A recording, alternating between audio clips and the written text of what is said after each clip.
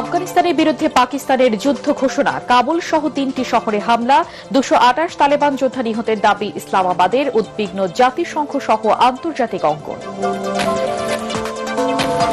তারেক রহমানের নেতৃত্বে বাংলাদেশের রাজনৈতিক স্থিতিশীলতা ফিরবে, ত্বরান্বিত হবে অগ্রযাত্রা।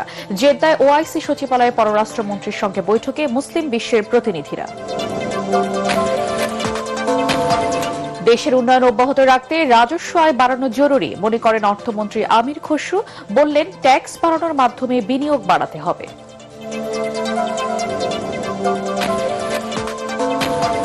জুলাই অভ্যুত্থানে পুলিশ হত্যার ঘটনার দ্রুত তদন্ত হবে আশ্বাস স্থানীয় সরকার মন্ত্রী ফখরুলের। জানালেন, গণতন্ত্রকে প্রাতিষ্ঠানিক রূপ দিতে কাজ করছে সরকার।